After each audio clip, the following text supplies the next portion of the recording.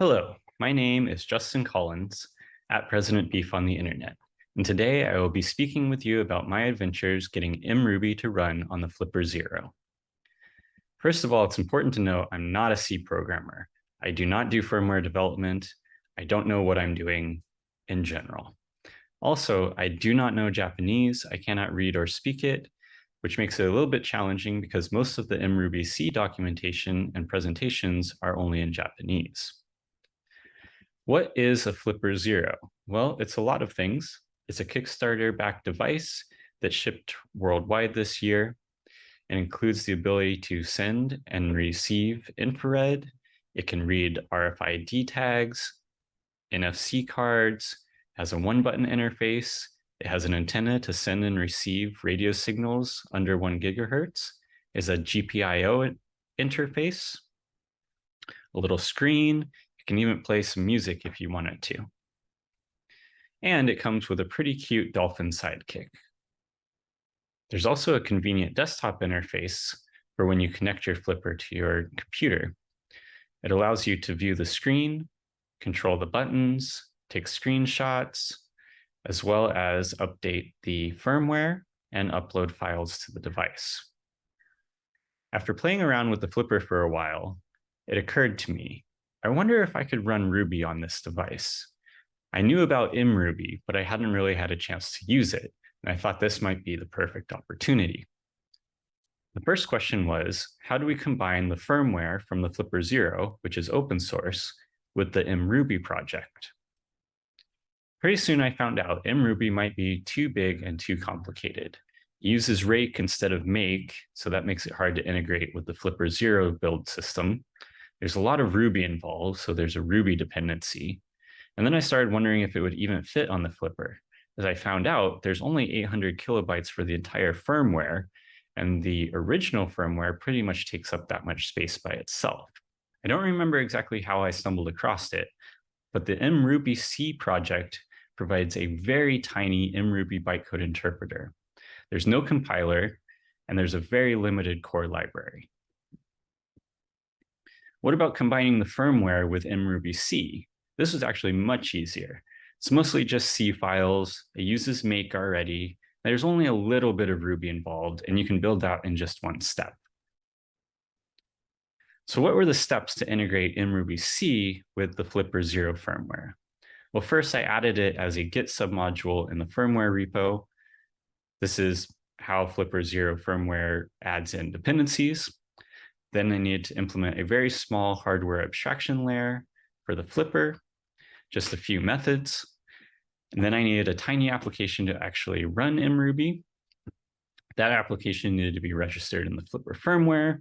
And along the way, I had to fix some compiler warnings because the Flipper build system expects there to be no warnings at all from the compiler. So the basic Ruby application that I had looks like this. In the middle, you can see an array of bytecode. This is the actual code we're going to run. The Ruby app function is the entry point where the firmware will call in to our application. I'm not even sure what it passes in as an argument. Most applications seem to just ignore it, which we do as well. We initialize the mruby runtime, create a new task, and then run it. And that's the entire application. However simple this might look, I was extremely excited when I actually got it all working and I could actually run Ruby code on the Flipper Zero device. What did it look like to actually run Ruby on that device, though? First, you had to compile the bytecode using mruby-c and passing in the option to generate a C file from it.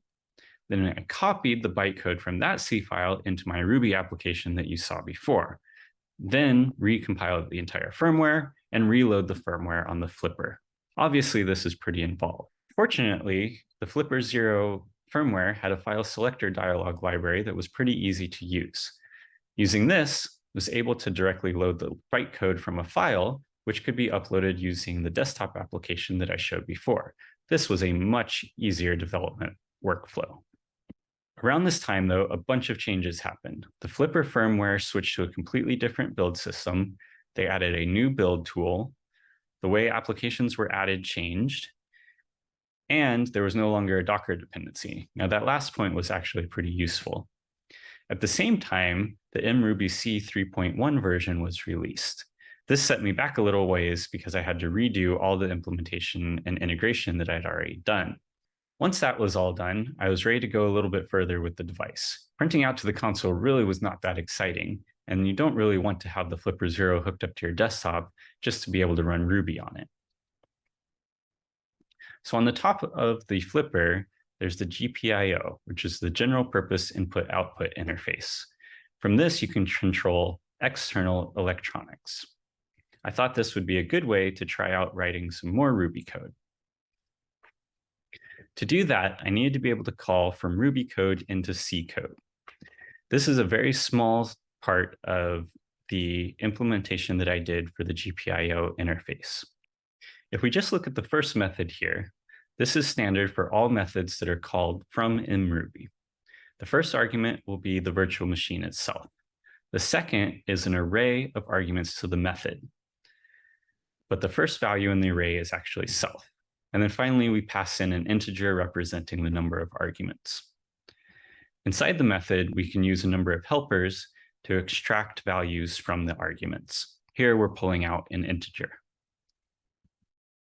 In order to create the class itself, we use mRBC define class, and we give it a name. Once we have the class, we can define instance methods on it. Once we've done all that, we actually need to call this make method from somewhere in our application before we use the class.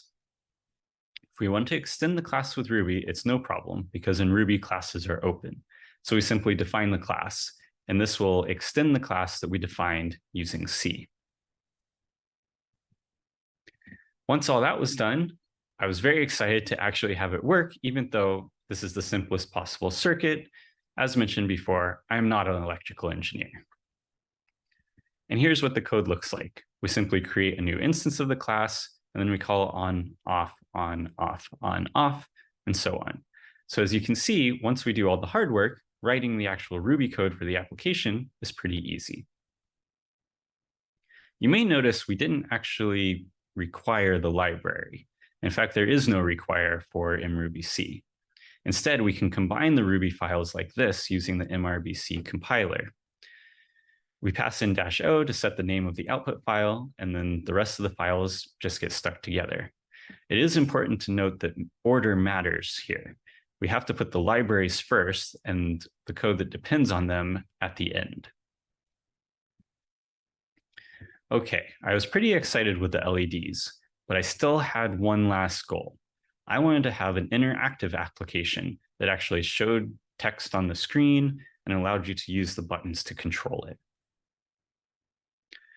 I immediately, though, ran into a pretty major problem. To have this kind of interactive application, we need to have an event loop. But where does the event loop go? Should it be implemented in Ruby or should it be implemented in C? All the applications in the firmware, of course, are implemented in C. So I tried to start there, but I quickly ran into problems. As part of the GUI library in the firmware, it provides asynchronous callbacks for events. So I thought maybe I could pass in a Ruby object to the callback, and then the callback could call back into Ruby code. Or maybe I have the loop in C, but I pass in a Ruby block, and I yield to the block inside of that loop. Or maybe I could have the loop in Ruby, but then how do I manage all of the implementation on the C side? So I went through these and tried them. I ran into some issues. So I had a problem passing the Ruby object to the asynchronous callbacks. I think probably due to garbage collection in the VM, passing in a pointer to the callback would no longer point at the Ruby object later on. If I tried to loop in C, I ran into a problem because once the Ruby VM calls into C, the VM itself stops. So then nothing happened after that until the loop exited, and then all the rest of the code ran, including the callbacks. So I was left with, could I implement the loop in Ruby? But then the problem I had is, where's the state stored? Because in the firmware libraries, I need to create views and register callbacks, and I need to keep track of that state somewhere and also free the state when the program exits. What I ended up doing was implementing the loop in Ruby. What I ended up doing was implementing the loop in Ruby. The Ruby code could also fetch events from the event queue that is implemented in the firmware. The callbacks themselves do not handle Ruby objects at all. They only interact with the event queue or other parts on the firmware side. For the state, I stored it in a C struct, and then I was able to pass it back to Ruby as a return value using an R object. Also, I ran into a lot of segmentation faults and spent a lot of time looking at this screen. Fortunately, the Flipper Zero is very resilient, and a restart took care of it every time. As far as passing the C value back to mruby C, I found this in the definition of our object. It allows one to basically pass in a pointer to anything. Now, it does say internal use here, but this is the only way I could figure out to make it work. To use it, we need to set the type to mrbc tt handle, set the handle to point to the value in C, and then we can use the set return macro to actually set the return value for the Ruby call.